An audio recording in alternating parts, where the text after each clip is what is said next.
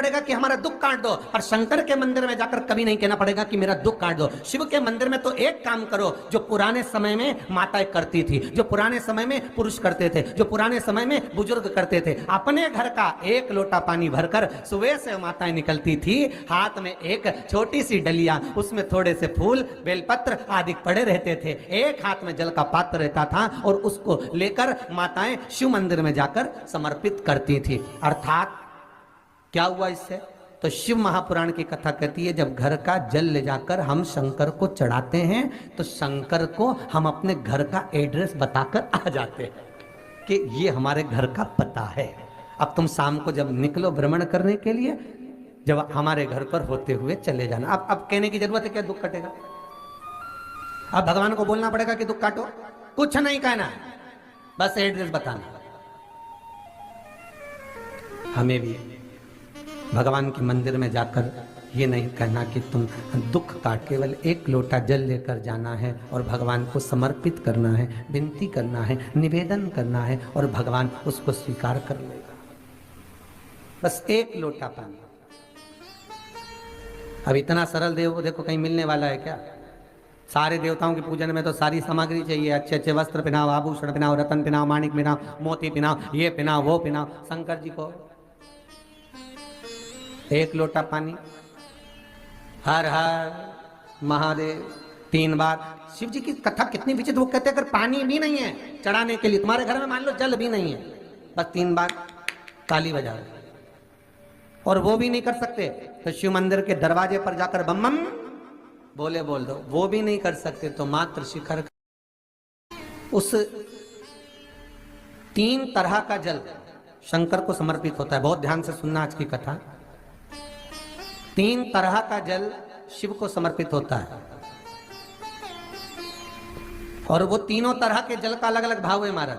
पहला जल सादा, घर से पानी लेकर गए, जल लेकर गए, शंकर को चढ़ाया, वो हमने घर का अपना एड्रेस बता दिया, भगवान शिव को जल चढ़ाकर अपने आनंद के लिए शंकर से कुछ प्राप्त कर लिया। दूसरा जल, जल के कलश में थोड़ा सा इत्र डालकर शंकर को जब समर्पित करते हैं तो महाराज घर में अगर कोई व्यक्ति बहुत रोगीला है, बहुत रोगीला, एक प्रैक्टिकल जरूर करना हो, कहीं सीवर वाला महाराज झूठ तो नहीं बोल रहा, इसलिए प्रैक्टिकल जरूर करो। प्रैक्टिकल करने में पीछे मत हटना और प्रैक्टिकल करने के बाद लिख के भी भेजना कि हमने करा। डरना नहीं अपने को।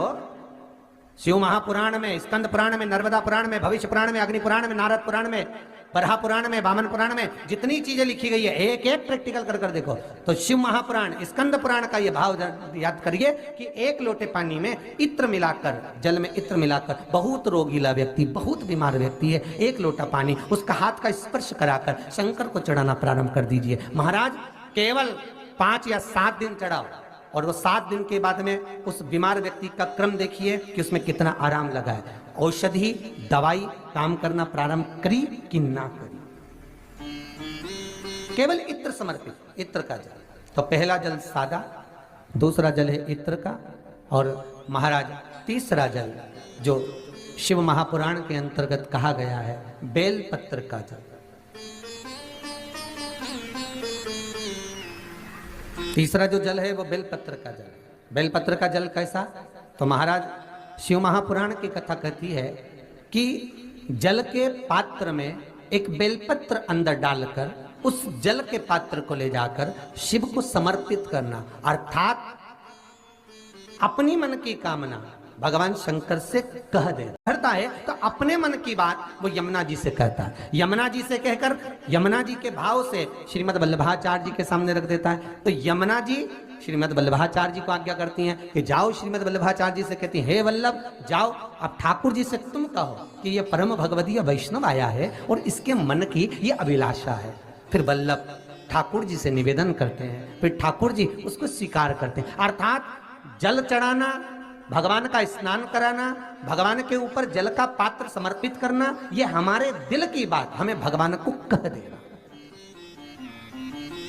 हमें भगवान को समर्पित कर देना।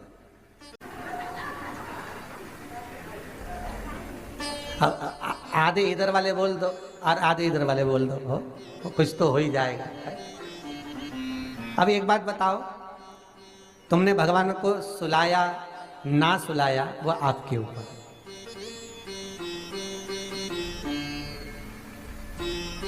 तुमने भगवान को नहलाया तो रोज ना, भले सुलाया कि नहीं सुलाया वो तुम्हारी मन की बात, पर नहलाया तो रोज ना।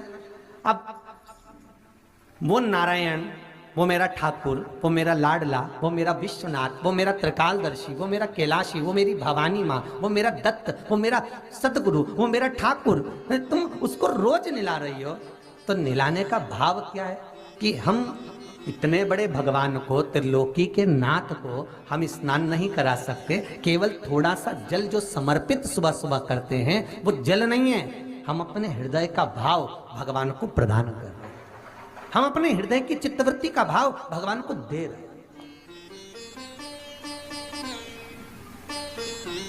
हम भगवान को वो प्रदान कर दे रहे हैं कि ये आप ले लीजिए।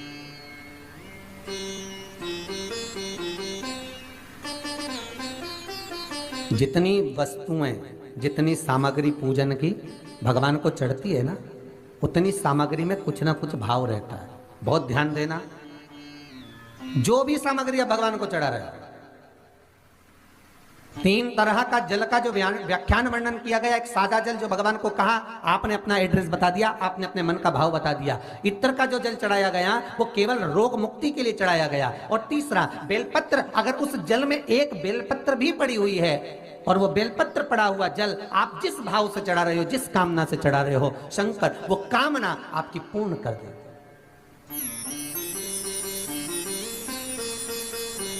तो ब्रह्मदेव भगवान विष्णु से कह रहे हैं कि ये जो शिवलिंग प्रकट हुआ है, इसका मुख कहाँ है, इसकी आकृति कहाँ है, इसका स्वरूप कहाँ है, कहाँ इसके हाथ, कहाँ इसके पांव, कहाँ इसके चरण, कौन है? भगवान बोले तुम नहीं जान सकते ब्रह्मा, तुम नहीं जान सकते।